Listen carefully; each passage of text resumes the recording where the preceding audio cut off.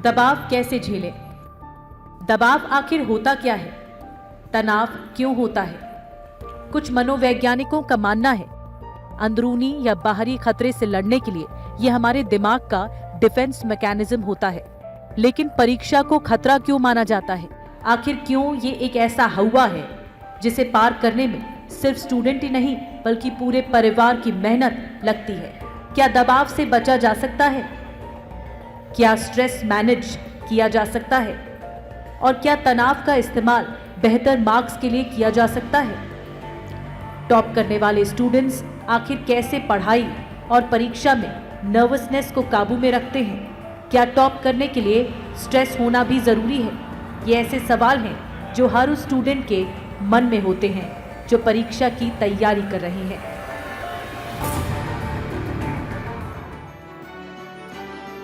और आपकी बहुत सी तालियों के साथ मैं चाहूंगी कि आप स्वागत करें। मेरे सहयोगी समीर अब्बास इस सेशन को आगे बढ़ाएंगे। हमारे साथ इस साल सिविल सर्विसेज एग्जाम की ऑल इंडिया 1 रैंक पाने वाली शक्ति दुबे जी मौजूद हैं।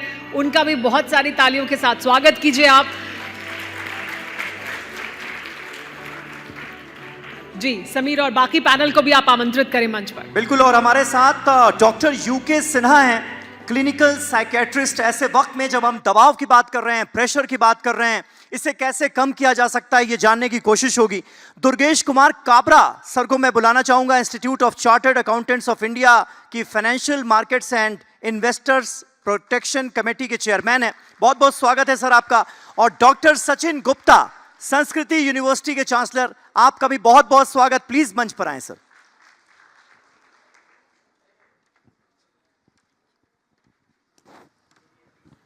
तो एक और बहुत इंटरेस्टिंग सेशन की हम करने जा रहे हैं शुरुआत, और अपने खास मेहमानों से मैंने आपको मिलवाया, मुखातिब करवाया। शक्ति दुबे जी हमारे साथ मौजूद हैं, सिविल सर्विसेज की टॉपर, यूपीएससी की टॉपर, जो ख्वाब बहुत सारे प्रतियोगी देखते हैं, वो ख्वाब पूरा किया है शक्ति जी ने। शक्ति जी पहले तो बहुत बहुत मुबारकबाद आपको। और मैं जहाँ तक जितना आपके बारे में पढ़ पाया, 5वें अटेम्प्ट में आपने टॉप किया है, और 3 अटेम्प्ट ऐसे थे जिसमें आप प्री एग्ज़ाम भी क्वालिफाई नहीं कर पाई थी। मैं सही हूँ?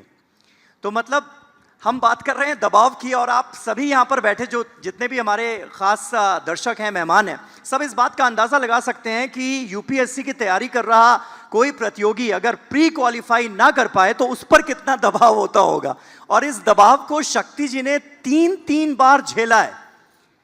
आपने कैसे दबाव का सामना किया और उससे उबर कर इतनी बड़ी कामयाबी हासिल करना कि ऑल इंडिया फर्स्ट रैंक हासिल कर लेना इतने टफ एग्जाम में कैसे मुमकिन हुआ? अगर दबाव की बात करें, आई थिंक ये तो हर कॉम्पिटिटिव एग्ज़ाम का पार्ट होता है।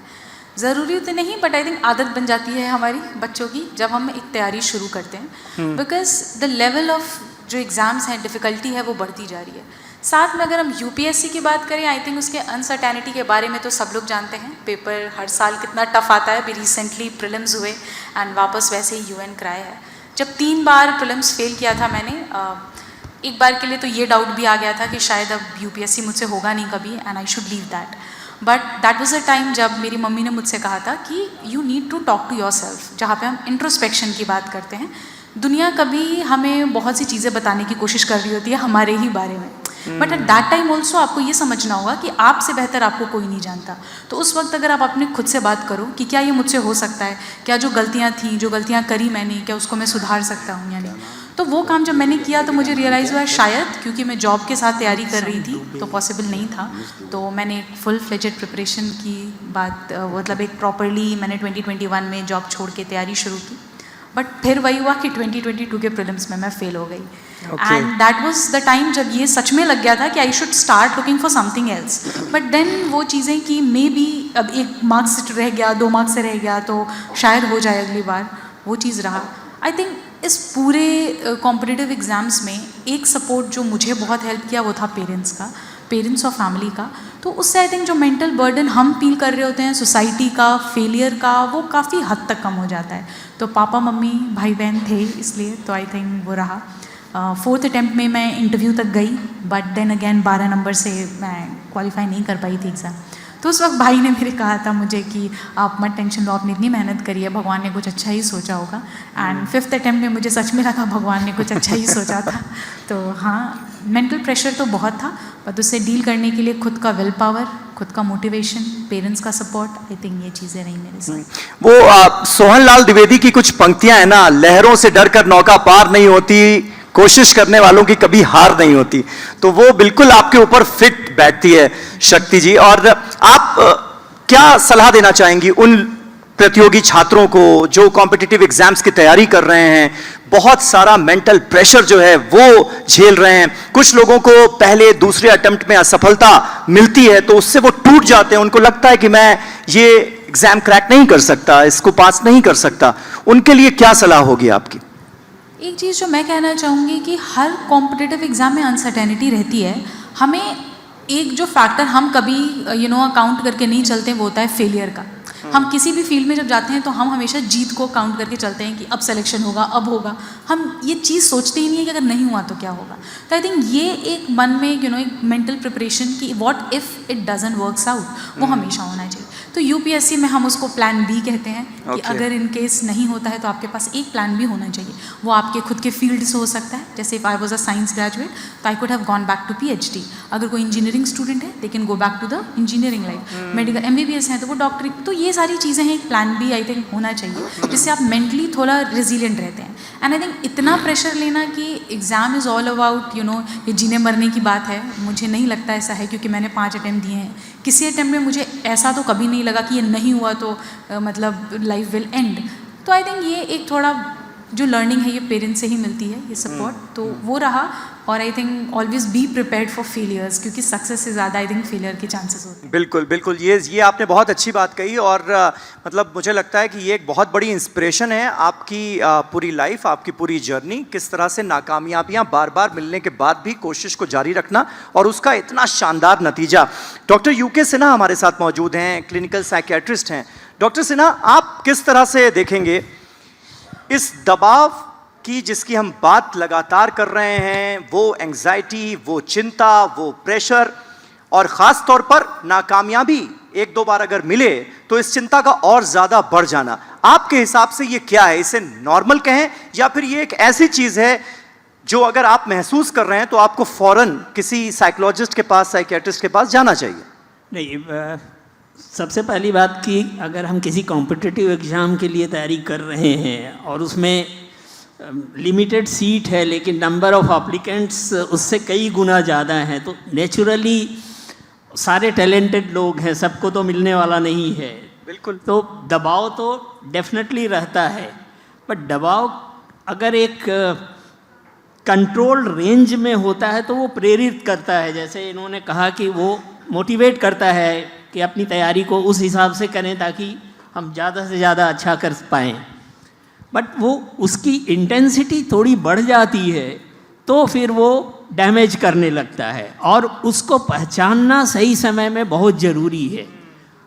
कई बार ऐसा होता है कि लोग पहचान नहीं पाते हैं और फिर कंडीशन उस लेवल तक चला जाता है जहाँ पर फिर ब्रेकडाउन जैसा कुछ हो जाता है और वो हार्मफुल हो जाता है।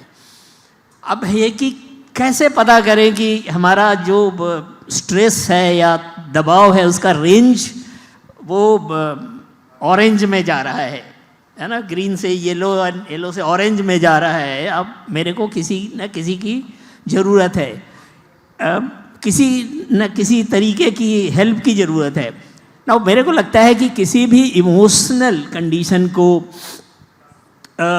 मैनेज करने के लिए या डील करने के लिए हम तो ये भी कहना चाहेंगे कि इसकी जो बुनियाद है वो पहले स्कूल लेवल से ही होना चाहिए, उस लेवल तक नहीं जाना चाहिए।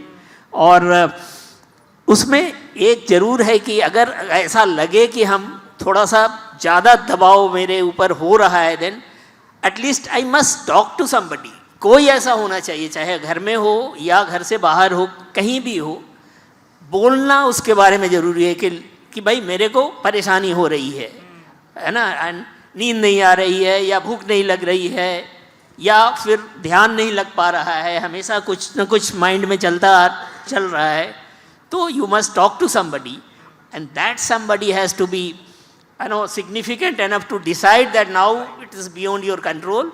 आप जाइए, किसी न किसी का हेल्प लीजिए. आई थिंक साइंटिफिकली दबाव को आप कैसे डिफाइन करेंगे?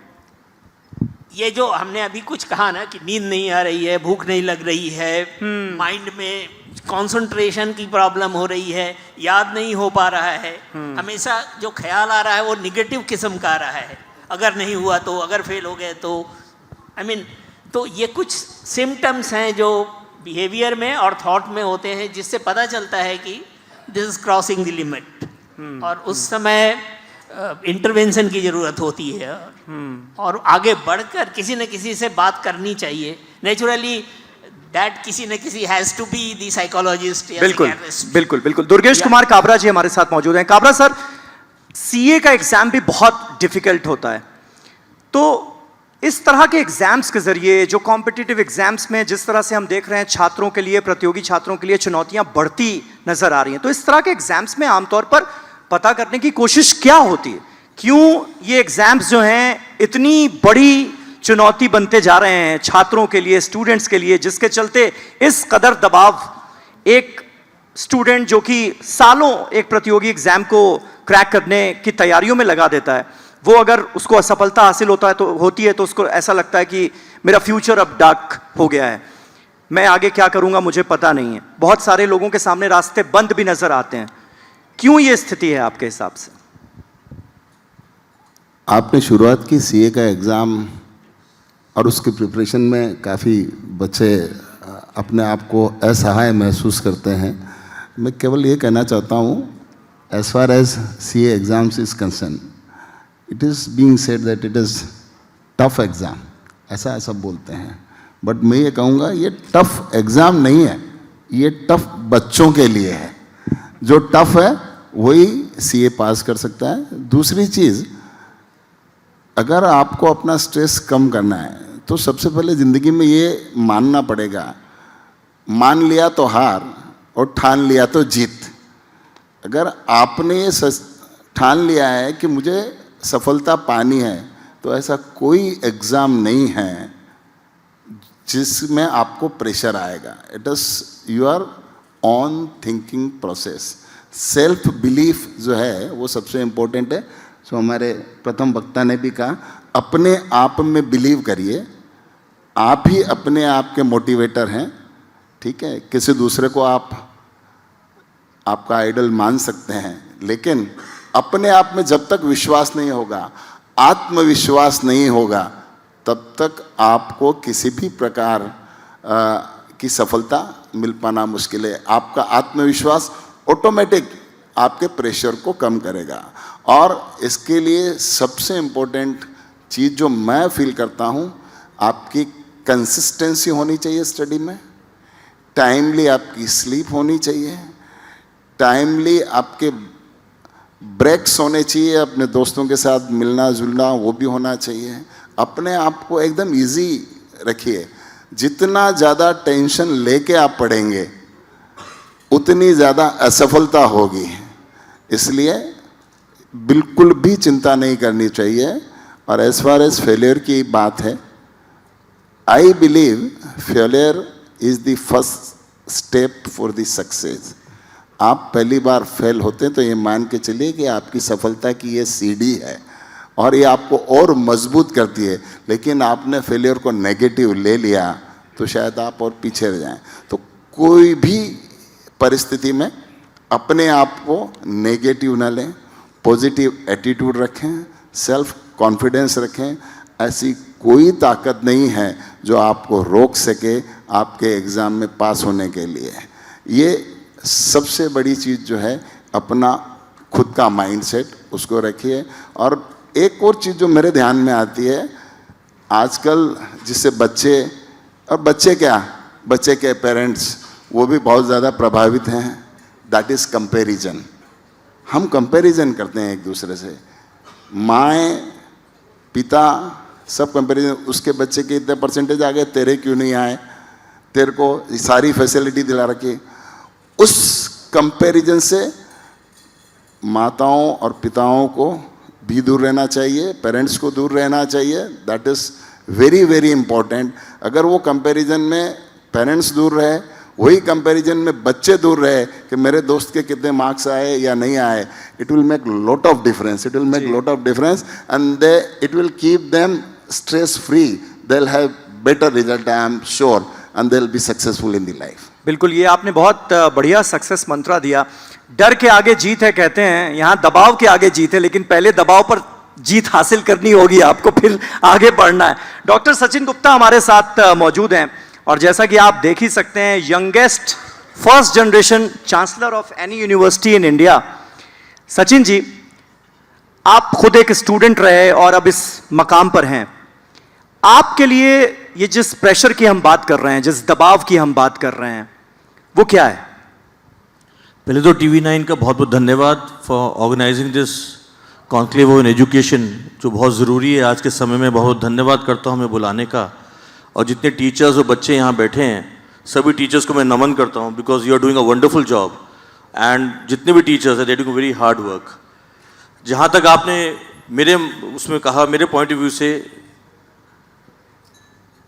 सबसे ज़रूरी है, हम जैसे बैंकिंग कहता है KYC करता है, तो मैं हमेशा हर बच्चे को कहता हूँ नो योर सेल्फ, KYS, और हम टीचर्स को कहते हैं नो योर स्टूडेंट। और किसी भी मुकाम को हासिल करने के लिए जब तक मैं नो योर सेल्फ अपने आप को नहीं जानूंगा, पहचानूंगा, तो अपना रास्ता में सही नहीं चुन पाऊंगा। बिकॉज हम वैसे झूठ बोल सकते हैं, बट हम आईने के सामने झूठ नहीं बोल सकते। किसी भी दबाव और प्रेशर को हैंडल करने का सबसे सीधा मंत्र मैं जो मानता हूँ अपनी लैंग्वेज में, डिसिप्लिन। हर व्यक्ति को अपने आप एक डिसिप्लिन में उतरना बहुत ज़रूरी है सबसे पहले, चाहे वो मेरी दिनचर्या हो, चाहे मैं कुछ भी प्रिपेयर कर रहा हूँ, चाहे मैं क्रिकेट के लिए कर रहा हूँ, चाहे IAS के लिए कर रहा हूँ, मुझे सेल्फ डिसिप्लिन होना पड़ेगा। प्रेशर के आज बहुत सारे मायने हैं। हम जो बच्चों की वो प्रेशर कहते हैं, एक होता है फैमिली प्रेशर, पेरेंट्स की तरफ से आता है, क्योंकि we are not dealing with robots, हम ह्यूमन बींग से डील कर रहे हैं, बच्चे ह्यूमन बींग हैं। तो एक टीचर जब 60 क्लास की 30 क्लास में बच्चों को डील कर रही होती है, वो 30 अलग अलग माइंडसेट से डील कर रही है, अलग ह्यूमन बींग से डील कर रही है। तो बहुत ज़रूरी है हमें सबको जानना। तो मैं पेरेंट्स को कहता हूँ, सबसे पहले हर पेरेंट को बहुत ज़रूरी है कोई अच्छी पेरेंटिंग कर रहा है। एक एग्जांपल देना चाहूँगा, जब हम बच्चों को, हमारे यूनिवर्सिटी में जब बच्चों को पेरेंट्स हॉस्टल में छोड़ के जाते हैं और हम ओरिएंटेशन प्रोग्राम उनसे बात करते हैं, मैं एक ही चीज़ कहता हूँ कि मैं या मेरी फैकल्टी या मेरी टीचर बच्चे की मदर नहीं बन सकती, हम गार्जियन बन सकते हैं। क्योंकि जब एक बच्चा कुछ किरकिरा के बात करता है फ़ोन पे, तो उसकी आवाज़ से माँ पहचान लेती है, बच्चा कोई प्रॉब्लम है तुम्हें, वो माँ ही पहचान सकती है। तो मैं कहता हूँ डिसिप्लिन के अंदर पेरेंट्स को भी उतना फॉरगो करना पड़ेगा। अगर आपका बच्चा कहीं पढ़ रहा है, उससे डेली बात कीजिए, और बात करने का मतलब ये है कि आप भी डेली 5 बजे टाइम सेट कीजिए, वो भी डेली 5 बजे टाइम सेट करे, so that we are equally disciplined कि मुझे 5 बजे कुछ नहीं करना है, सिर्फ अपने बच्चे से बात करनी है, और बच्चे को भी पता हो मुझे अपने माँ बाप से बात करनी है। जब हम डेली बात करेंगे तो आप बच्चे को बहुत ज़रूरी है सुनना। आज फैमिली छोटी हो गई हैं, पेरेंट्स भी वर्किंग है, मदर भी वर्किंग है, फादर भी वर्किंग है, बच्चा किससे बात कर रहा है? वो अपने पीयर सर्कल में बात कर रहा है। वो पीयर सर्कल में जो प्रेशर है वो पीयर हैंडल कर रहा है। तो उसको जानना सुनना बहुत जरूरी है। जो बच्चा अपने आप डिसिप्लिन लाता है, जो आप बच्चे से रोज बात करते हैं, आपको पता होता है आपका बच्चा किस सर्कल में उठ रहा है, किस सर्कल में बात कर रहा है, किन से मिल रहा है, उसके फ्रेंड्स कैसे हैं। Third is pressure of social media. अगर आपके फैमिली में डिस्टॉर्शन हो रही हैं पेरेंट्स के बीच में, जब टीचर्स मिलते हैं तो बहुत सारी फैमिलीज के इशूज पता चलते हैं, जिससे बच्चे का माइंड वेहेयर हो रहा है, तो वो बच्चे की मानसिकता को समझती है टीचर। उसके बाद उसको उसी तरह से काउंसलिंग दी जाती है। लेकिन उसके बाद फिर क्लास के अंदर आप फैमिली में सब कुछ ठीक है, तो सोशल मीडिया प्रेशर, वो वहाँ घूमने जा रहे हैं, वो वहाँ जा रहे हैं, वो कंपैरिजन ड्रॉ होता है। Third is achievement pressure. मुझे जिंदगी में कुछ करना है, उस करने के लिए क्या is it the right choice कि मैंने जो लिया है वो मेरी चॉइस है, मेरे पेरेंट्स की चॉइस है, या बिकॉज मेरे फ्रेंड ने लिया है इसलिए मैं ले रहा हूँ। तो बहुत सारे रीजंस हैं। तो मैं जिंदगी में समझता हूँ जिंदगी को मुस्कुरा के जिए, आज़ादी से जिए, अपने टारगेट सेट कीजिए, डिसिप्लिन वे से जिए। मैं ये नहीं कहता कुछ आसान है, आसान तो कुछ भी नहीं ज़िंदगी में, बट लेकिन हंसते गाते पेरेंट्स के सही गाइडेंस से काम चलेगा तो बहुत आसानी से ज़िंदगी बीतेगी। बिल्कुल बिल्कुल, ये इंपॉर्टेंट बात है। और शक्ति जी, अभी जिक्र हुआ सोशल मीडिया का। इस एग्ज़ाम के पहले और इस एग्ज़ाम को क्लियर करने के बाद आपकी लाइफ में सोशल मीडिया की क्या अहमियत नज़र आई? क्योंकि जाहिर सी बात है एग्ज़ाम क्रैक करने के बाद, नंबर 1 रैंक हासिल करने के बाद, लोगों की एक्सपेक्टेशंस, सोशल मीडिया का भी एक तरह का प्रेशर, उसका भी आप सामना कर ही रही होंगी, आई एम श्योर। तो आप इसे कैसे देखेंगे? आई थिंक ये एक सबसे इम्पॉर्टेंट क्वेश्चन था जो मैं खुद ही बात करना चाहती थी जिसके बारे में। जी। व्हाइल द प्रिपरेशन फेज ये डर होता है कि सोशल मीडिया का मतलब हम टाइम वेस्ट करेंगे और हमारा डिस्ट्रैक्शन होगा, रील्स देख रहे हैं बैठ के इतनी देर एंड ऑल। तो वो एक टाइमर हमेशा मैंने सेट करके रखा कि थोड़ा फ्री टाइम में देख लिया। कुछ इंपॉर्टेंट वेबसाइट या पेजेस मैं फॉलो करती थी जहाँ से भी मैं स्टडी मटेरियल उठा सकूँ या एग्जाम्पल्स उठा सकूँ to quote in my means. तो तब तो मैंने इतना यूज़ नहीं किया था। उस वक्त ऐसा लगता था कि social media is a very beautiful world जहाँ पे जो मैं पढ़ाई की वजह से शायद एक्सप्लोर नहीं कर पा रही हूँ। अगर यूपीएससी नहीं होता तो I would have been more active. But post results जो मैंने वहाँ देखा तो मुझे ये रियलाइज़ हुआ कि कोई भी space is not your safe space. Because इतने टाइम बाद जो वो ट्रोलिंग स्टार्ट होती है, जो वो हेट कमेंट्स आना शुरू होते हैं विदाउट इवन रियलाइजिंग कि एक इंसान की स्टोरी आप जानते नहीं हो पूरी तरीके से। किसी ने 7 साल मेहनत की, 5 साल मेहनत की, किसी ने कितने अटेम्प्ट्स दिए, बट उसके बाद people in the digital space because of the anonymity, क्योंकि किसी को आप ट्रेस नहीं कर सकते, पीपल आर स्पीकिंग एनीथिंग। अभी that has become too overwhelming क्योंकि with a certain rank comes certain responsibility, comes certain authority, comes certain the power that you should have, but then the negative things that you also face in that space. तो I think एक जो ये mindset हमारा होता है कि ये clear हो गया तो लाइफ सेट है, फिर आई डोंट थिंक ऐसा होता है। हमेशा कोई ना कोई नए चैलेंजेस आएंगे and we need to be mentally strong to take that head on. अगर मैं उससे इम्पैक्ट होने लगी जो मैं इनिशियली हुई कुछ टाइम तक, तो I think that will impact me only and I don't think anybody is answerable for that. तो ये जो सोशल मीडिया है आई थिंक इसका एक बहुत ही रेगुलेटेड रोल और ये यूज़ होना चाहिए अपने लाइफ में। It has to be to such an extent that it is not negatively impacting your mental health. So that is something I recently faced and I wanted to talk about that. Thank you for the question. First rank हासिल करने के बाद मतलब मैं तो इस बात को लेकर हैरान भी हो रहा हूँ कि नेगेटिव कमेंट्स भी आपको सुनने को मिले, देखने को मिले। तो ऐसे कमेंट्स ने क्या आपको इम्पैक्ट आप पर डाला? जी हाँ, I think people talk about how many attempts you gave, people talk about what age you are, people talk about how easy it was for you इतने साल वेस्ट करना, विदाउट इवन रियलाइजिंग कि हर इंसान की लाइफ में कुछ responsibilities होती हैं। इफ नो बडी इज़ फूल कि वो 5-6 साल बैठ के सिर्फ पढ़ रहा है किसी पर्टिकुलर एग्जाम के लिए। Because for me UPSC was not just a career option, it was something about generational change. हम बलिया से आते हैं, my parents come from Ballia, I am from Prayagraj. We come from a place where girls education was not so easy. My parents have fought for that in home, we have fought for that in the community and then she brought us here. So for us it was not about just a career option. तो I know that today when I stand here as rank 1, जो impact मैंने अपनी society में create किया, जो मैंने अपने community में क्रिएट किया, वहाँ पे parents are very proudly saying कि अब मैं भी अपनी बेटी को पढ़ाऊंगी, this is what is the result of allowing them to be educated. तो I think this is what mattered for me. It was never as easy as a career option, वरना मेरे पास करियर और अर्निंग के बहुत scope थे, मैं बहुत अच्छा अर्न कर सकती थी बहुत जगह, बट वो एक मोटिवेशन था कि जो एक टाइम स्टेप मम्मी ने लिया था, पापा ने लिया था घर में हमारे लिए, one day I will stand in the community and take for the girls in the society. So I think that was a reason behind it. Doctor साहब, ये आप एक बात देख रहे हैं, आज इतने सारे टॉपर्स से हम बात कर रहे हैं सेशंस के दौरान, मैं तो एक चीज ये देख रहा हूं कि जो टॉपर्स हैं उनके ऊपर भी एक अलग तरह का प्रेशर है कि अब वो परफॉर्म कैसे करेंगे। अरे भाई, आपने तो टॉप किया था, तो आपसे जो एक्सपेक्टेशन लेवल है लोगों का वो बहुत बढ़ चुका होता है। तो ये भी एक कहीं ना कहीं समस्या है क्या, टॉप करने के बाद भी एक अलग तरह का दबाव, अलग तरह का प्रेशर? आई थिंक यहाँ पे इस हॉल में बहुत सारे टीचर्स हैं, स्टूडेंट्स हैं, यंग स्टूडेंट्स, एंड ये एक बहुत अप्रोप्रिएट प्लेटफॉर्म है जहाँ पर एक चीज़ हम बोलना चाहेंगे। हम लोग बच्चों को पढ़ाते हैं, फिजिक्स बहुत इम्पॉर्टेंट है, केमिस्ट्री बहुत इम्पॉर्टेंट है, मैथमेटिक्स इम्पॉर्टेंट है, इसके बिना आप कुछ नहीं कर पाओगे। कोटा भेजते हैं, फलाना जगह भेजते हैं, वो सब कुछ करते हैं। हम लोग कभी अपने बच्चों को ये नहीं सिखाते हैं कि हाउ टू रेगुलेट इमोशंस। अगर प्रेशर आता है तो उसको कैसे हैंडल करना चाहिए। हम लोग शायद ये समझते हैं कि वो अपने आप सीख लेंगे, और जब कुछ अनवांटेड घटना घटती है फिर वो तमाम डिस्कोर्स होता है, ऐसा कैसे हो गया, ऐसा नहीं होना चाहिए, वैसा नहीं होना चाहिए।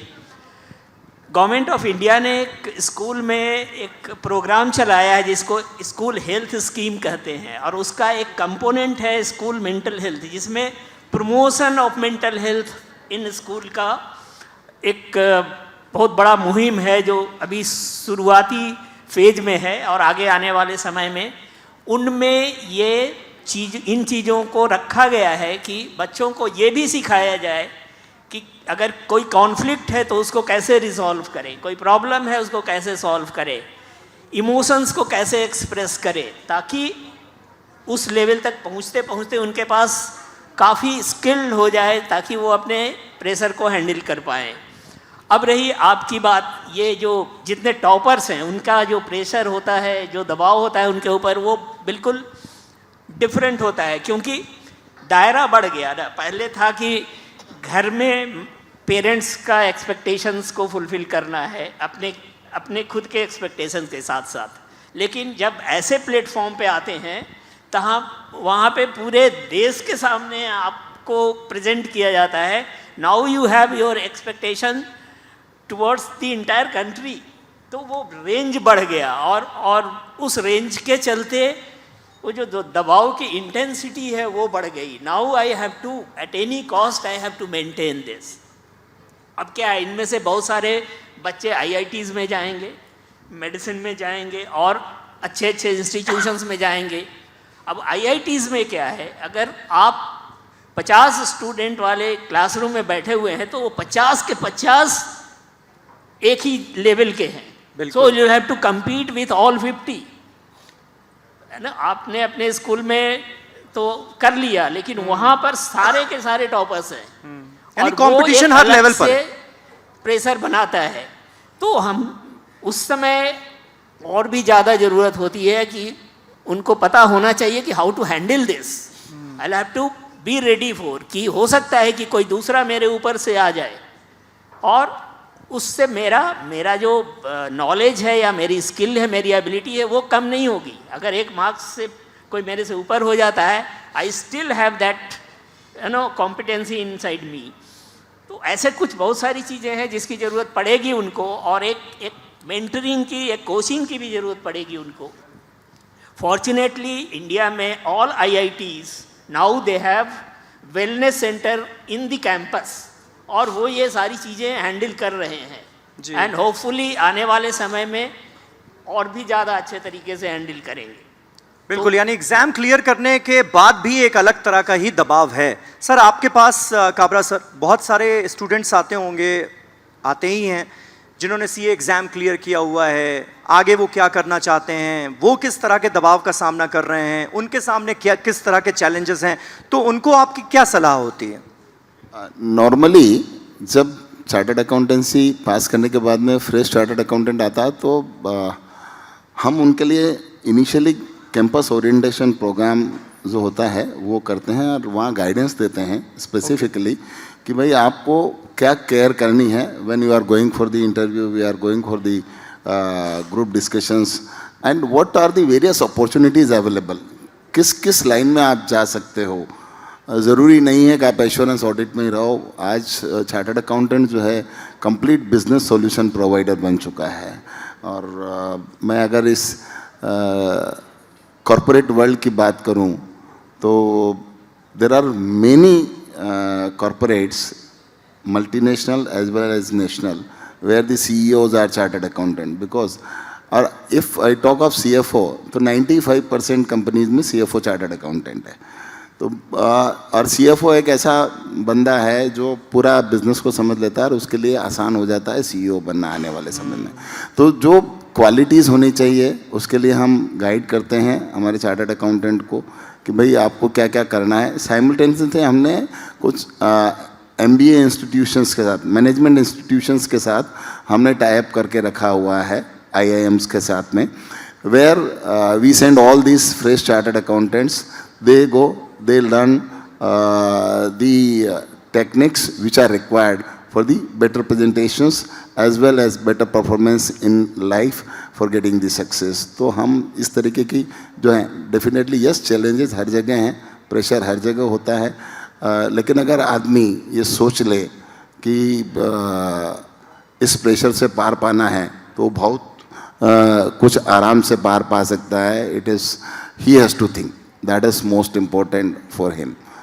बिकॉज प्रेशर एक पुरानी चीज़ है, मैं तो ये कहूँगा, उसको याद ही नहीं करना चाहिए. और it is very rightly said, जो बहुत पहले कहा था किसी ने, रफ्तार कुछ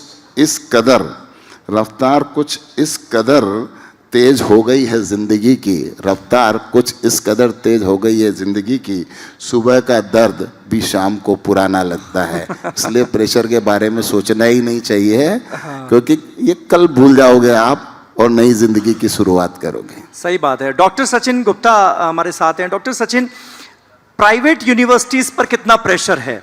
मैं इसलिए ये पूछ रहा हूँ क्योंकि प्राइवेट यूनिवर्सिटीज़ का रोल भी मुझे लगता है कि किसी छात्र को ग्रूम करने में बहुत चुनौतीपूर्ण है, बहुत अहम है.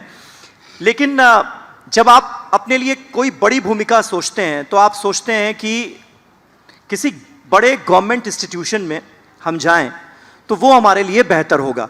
ऐसे में, और हर कोई वहाँ जा भी नहीं सकता, वहाँ पहुँच भी नहीं सकता. जिस इंस्टीट्यूट में जाने का लोगों का सपना होता है, गवर्नमेंट इंस्टीट्यूट्स का, वहाँ पर हर किसी का पहुँचना संभव भी नहीं है. ऐसे में प्राइवेट यूनिवर्सिटीज़ का रोल आप कितना अहम मानते हैं?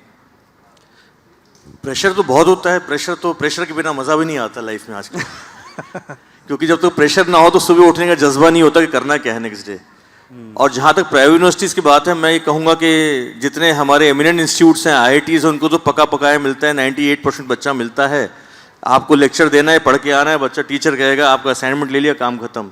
It's a easy way for them. Funding सरकार कर रही है, उसके बारे में सोचना नहीं है. हाईएस्ट रैंक वाले तो सारे वही ले जा रहे हैं. वही ले जाते हैं. हमारे पास आता है एवरेज 60% बच्चा, वो बनना चाहता है IIT का बच्चा. और ये फैक्ट है कि वी टर्न अराउंड 60% बच्चे को हम 85% तक लेके आते हैं. हमारे पास 2 एग्जाम्पल देना चाहूँगा. एक होटल मैनेजमेंट का बच्चा आता है जिसकी फीस हम मात्र 70,000 लेते हैं, और पास होते ही उसका 42 लाख का पैकेज है. वो वेनिस में काम कर रहा है और अपने घर में वो पैसे भिजवा रहा है और रहना खाना फ्री है उसका. कितनी बड़ी उसके लिए वो है, उसके पेरेंट्स के लिए. और मथुरा जैसे छोटे शहर में वो पैसा भेज रहा है. आई थिंक उसके लिए लाइफ पूरी चेंज हो गई उसके पेरेंट्स के लिए. तो अगर ये प्राइवेट यूनिवर्सिटीज़ कर रही हैं, आई थिंक इस देश के अंदर प्राइवेट एजुकेशन का बहुत ज़्यादा कॉन्ट्रीब्यूशन है बनिस्बत गवर्नमेंट का. और जो IIT से करता है, वो कितने बच्चे ब्रेन ड्रेन हो रहा है, बाहर जा रहा है, कितने बच्चे वापस इंडिया में आ रहे हैं. आप उनको सब कुछ दे रहे हैं, गवर्नमेंट उनको स्कॉलरशिप भी दे रही है, बहुत कम फीस पे भी एजुकेशन दे रही है. और हमें उनके सामने रैंक करना है, चाहे NAC हो, NIRF हो, QS हो, THE रैंकिंग हो. उस रैंकिंग के आगे सबके आगे तालियां बजवानी है हमें अपनी. सो हमारे लिए race is big ahead and there is no funding. Research के लिए फंडिंग नहीं है. I like to tell you, हमारे अभी आज तक we are one of the youngest universities, और आज हमारे 18 स्टार्टअप्स हैं. और 18 स्टार्टअप में 12 स्टार्टअप 1 करोड़ के टर्नओवर पार कर गए with in span of 2 years. हमने 10-10 लाख की फंडिंग दी है. उन बच्चों को साकार किया जिनके सपने साकार किए हैं, जो एंटरप्रेन्योर बनना चाहते हैं. जैसे हमारे यशस्वी प्रधानमंत्री जी कहते हैं, आपको जॉब गिवर बनना है. तो ऐसे बच्चों को भी हम दे रहे हैं जिनके पास, जो बहुत ही एवरेज फैमिली से आते हैं, व्यापार करना चाहते हैं. और हमारे इंक्यूबेशन सेंटर, निफ्ट के स्टार्टअप्स जो इंक्यूबेशन सेंटर, उनके साथ मिलके, गवर्नमेंट के साथ मिलके ऐसे काम कर रहे हो, बच्चों के सपने बुन रहे हैं. लेकिन ये भी हमें समझना होगा कि life is a marathon race, not a sprint race. तो ज़िंदगी में उतार चढ़ाव आएंगे, और उसके साथ एक ही कहूँगा, तकदीर बदल जाती है. तकदीर बदल जाती है, तदबीर बदल जाती है. जब इंसान खुद पे आ जाए तो तस्वीर बदल जाती है. तो हर बच्चे के अंदर एक काबिलियत है, उसको अपनी काबिलियत पहचानने की है. And any exam, any result is not the end of the day. उससे सीख के उसको आगे बढ़ना है. अगर ये जज्बा उसको रखेगा तो कभी जिंदगी में फेल नहीं होगा. बिल्कुल सही बात कही आपने. और हमारे सामने जीता जाता एग्जाम्पल बैठी हुई हैं जिन्होंने अपनी मेहनत से तकदीर भी बदली और तस्वीर भी बदली. लेकिन आपने जिक्र किया शक्ति जी कि पहले आप जॉब के साथ साथ प्रिपरेशन कर रही थी, लेकिन फिर आपको लगा कि शायद इससे हो नहीं पाएगा, तो आपने जॉब छोड़ी और उसके बाद फिर नए सिरे से स्टार्ट किया.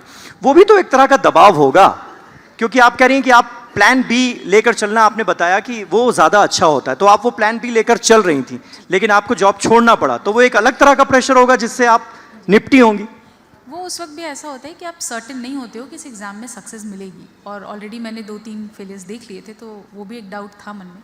बट आई थिंक वही विल पावर और खुद के ऊपर कॉन्फिडेंस है कि अगर आपको लगता है and you are very clear in your head why कि क्यों करना है, तो उस वक्त आई थिंक वो मोटिवेशन रहता है, तो आप थोड़ा सा कॉम्प्रोमाइज़ करना पड़ता है। लाइफ में सब कुछ एक साथ नहीं मिलता, will have to leave one thing for the other. तो ये चीज़ मैंने समझी कि अब जॉब भी मैं चाह रही हूँ, एक स्टेबल इनकम भी मैं चाह रही हूँ, फिर मैं यूपीएससी की तैयारी भी करना चाह रही हूँ, उसमें भी मैं रैंक लाना चाह रही हूँ, and that's not possible. So that's when I realised कि I need to give up on certain comforts, I need to give up on certain that backup that I have taken for a while, and that's when मैंने resign किया and I stopped, और जो tuitions वगैरह में देती थी वो बंद किया, और मैंने सेल्फ स्टडी पे फोकस किया पूरा। And I think that resulted and that give me proper time with my self, कि आप पढ़ रहे हो, पढ़ने के बाद आपको उतना टाइम भी मिलना चाहिए जब आप मेंटली खुद के साथ इंटरैक्ट कर रहे हो कि क्या जो मैं कर रहा हूँ ये सही है या नहीं, क्या मैं उतना टाइम दे पा रही हूँ इस प्रिपरेशन को जितनी रिक्वायर्ड है, and then I am having time जहाँ पे मैं टेस्ट वगैरह सॉल्व करके I can assess my own performance. खाली पढ़ते रहना is not a solution for any exam. If you are studying, उसको अप्लाई करना टू अंडरस्टैंड कि आपको कितना समझ आया है, that is also very important. तो उस वक्त थोड़ा डर लगा था, बट आई थिंक वो रिक्वायर्ड भी था, वो थोड़ा बहुत डर, जैसे सर ने कहा कि कभी कभी दबाव is required for that motivation, for that push, and I think ये सबके लिए ही वैलिड है। कभी कभी जो खुद से एक्सपेक्टेशंस होती हैं, खुद से उम्मीदें होती हैं, वो अगर ना पूरी हों तो भी तो इंसान, जो छात्र हैं वो टूट जाते हैं। कोटा का भी जिक्र हो रहा था, जैसे ही सर ने जिक्र किया, मुझे बस बार बार जो खबरें कोटा से सामने आती हैं, मुझे लगता है जिस दबाव की हम बात कर रहे हैं उस दबाव का चरम है वो। जिस तरह की खबरें आती हैं, जो वहाँ पर छात्र छात्राएं जो हैं, कितने ऐसे इंसिडेंट होते हैं जहाँ पर छात्रों ने अपनी ज़िंदगी ख़त्म कर लिया। उनको नेशनल डेली का एक आया था, 18 सुसाइड्स पर डे होती है इंडिया में जी, which is a big number. और मैं सॉरी आपकी बात काटी बीच में, मैं एजुकेशन में हूँ और मैं कहना चाहूँगा, we are not teaching for the sake of teaching, but we are teaching sake of the examination. आज बोर्ड एग्जाम है, कल नीट एग्जाम है, फिर CUT एग्जाम है, फिर JEE एग्जाम है, फिर एंट्रेंस एग्जाम है, फिर एग्जिट एग्जाम है, फिर PG एंट्रेंस एग्जाम है, और फिर लाइफ का एग्जाम है। तो हमारे एजुकेशन सिस्टम में हम पूरे सर्कल में जो एग्जामिनेशन है, हम लिटरेट कर रहे हैं कि एजुकेट कर रहे हैं, ये पूरी एजुकेशन को हमें जगत को समझना पड़ेगा। We are seeking for the sake of examination. मैं यही शक्ति जी से यही जानना चाह रहा था कि उम्मीदें टूटें तो इंसान ना टूटे, इसके लिए क्या किया जाए? सर ने कहा, आई थिंक ये बहुत ही सही बात है कि हमारे एजुकेशन सिस्टम ने बहुत ज़्यादा पढ़ना है, एग्ज़ाम क्लियर करना है, सिलेबस कंप्लीट करना है, इस पे फोकस किया।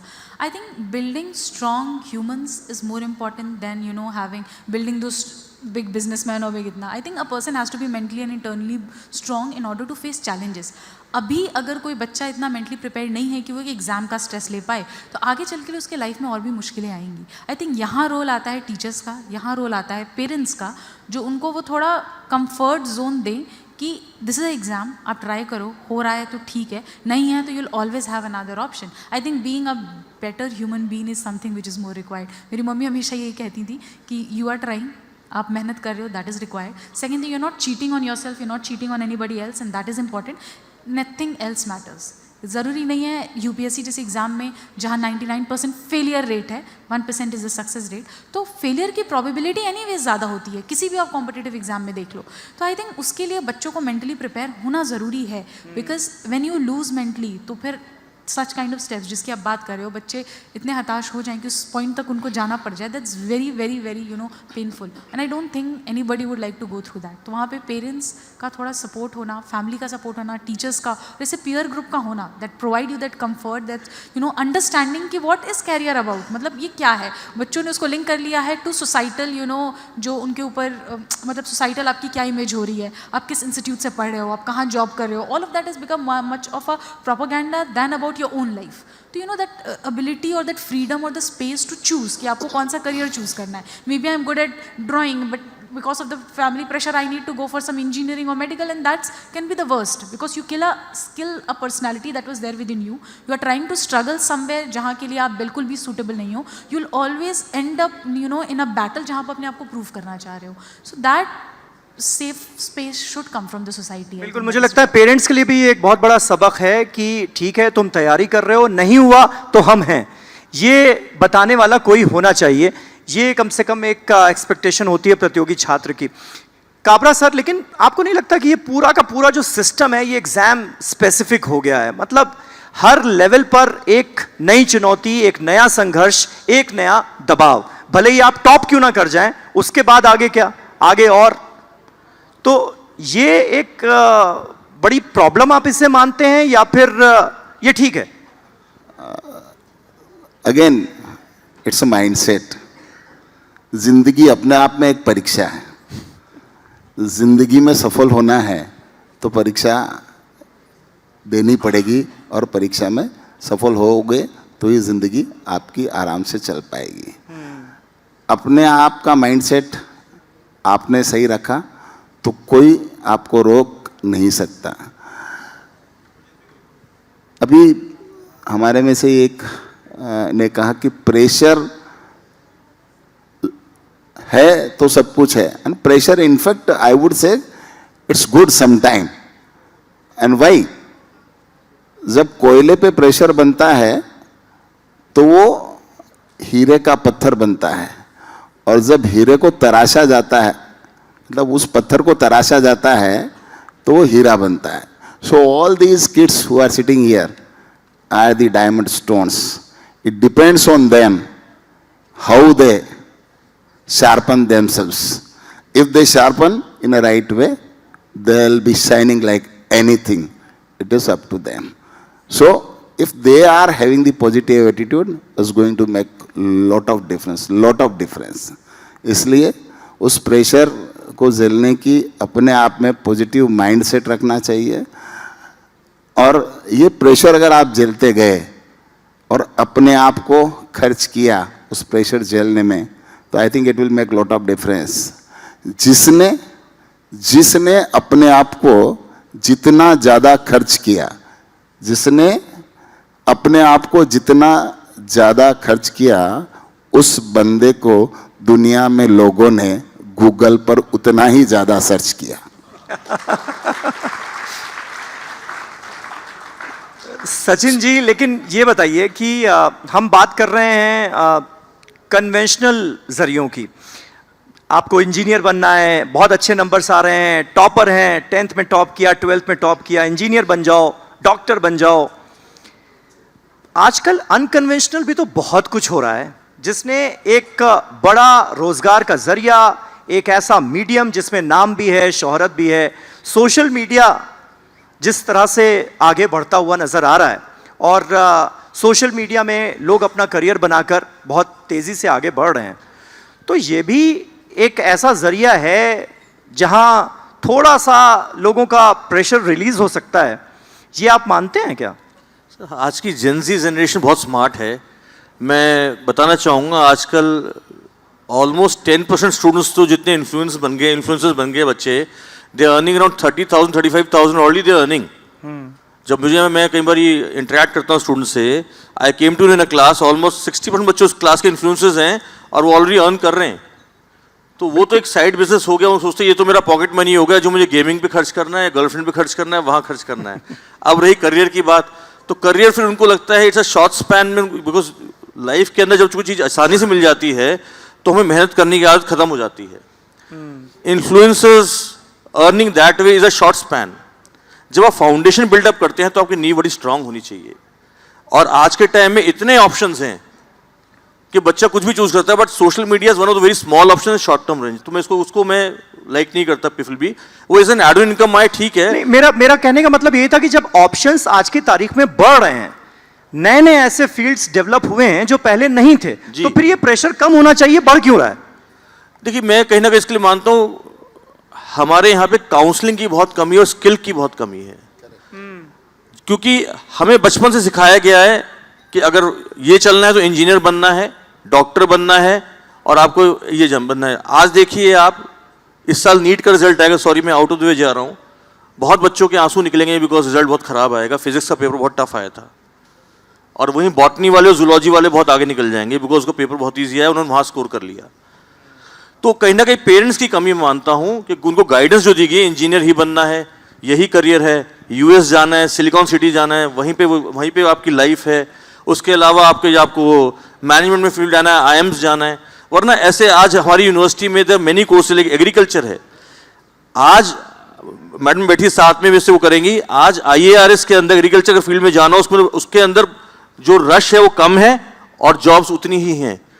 1:2 जो रेशियो है वो रेशियो वहाँ कम है। अगर आप एग्रीकल्चर फील्ड में वहाँ जाएंगे एज एन IFS और IRS जाएंगे, वहाँ पे आपकी प्रोबेबिलिटी ज़्यादा है, बट गाइडेंस क्या मिल रही है उनको, तो सब सिविल सर्विस की तरफ बढ़ रहे हैं। And their option even forestry services की तरफ जाएं, वहाँ पे 1:2 जो रेशियो 5 का 1:15 का रेशियो है बहुत कम है वहाँ पे ऑप्शन बहुत ज़्यादा हैं और बहुत अच्छी सर्विसेज हैं।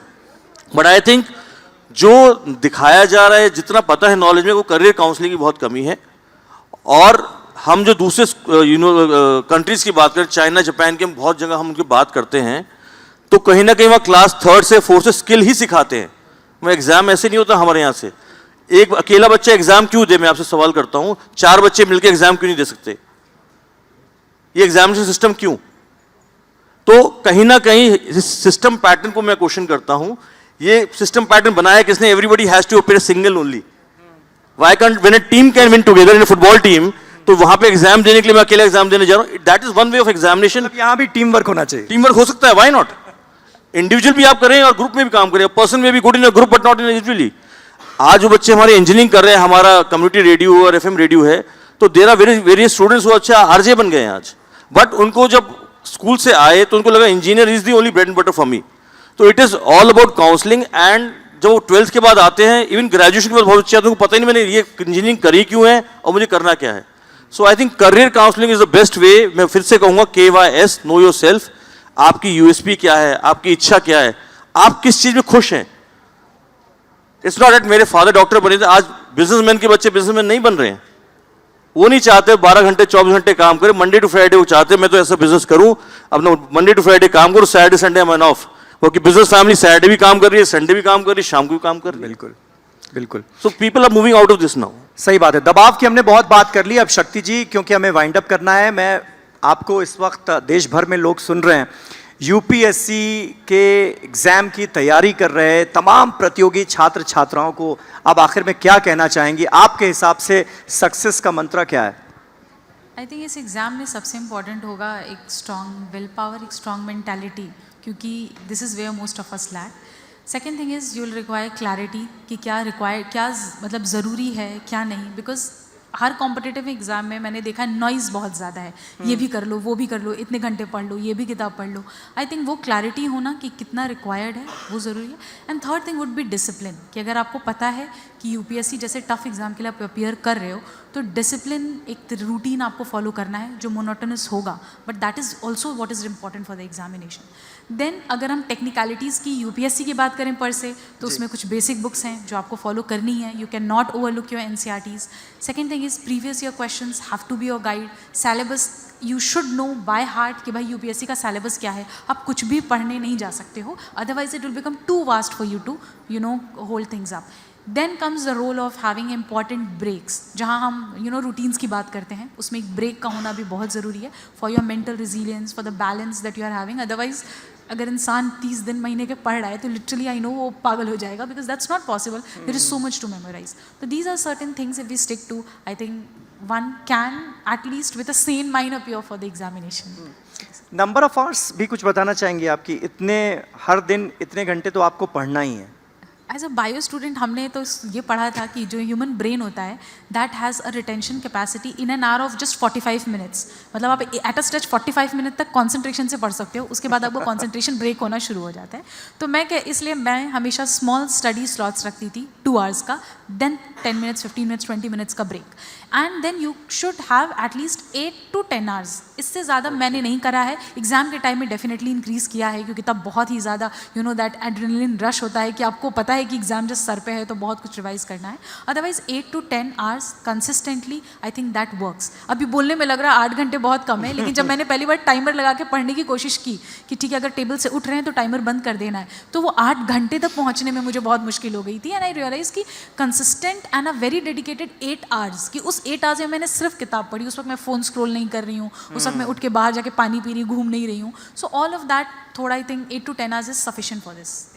Thank you so much, thank you so much आप सभी का हमारे साथ जुड़ने के लिए और इतनी ढेर सारी बातें हमसे करने के लिए। आई एम श्योर बहुत इंस्पिरेशनल सेशन रहा ये उन तमाम लोगों के लिए, उन छात्र छात्राओं के लिए, प्रतियोगी छात्रों के लिए खास तौर पर, जो हमारे साथ जुड़े और बहुत सारी टिप्स और सक्सेस मंत्रास हमने डिस्कस किए इस शो में। बहुत बहुत शुक्रिया आप सभी का।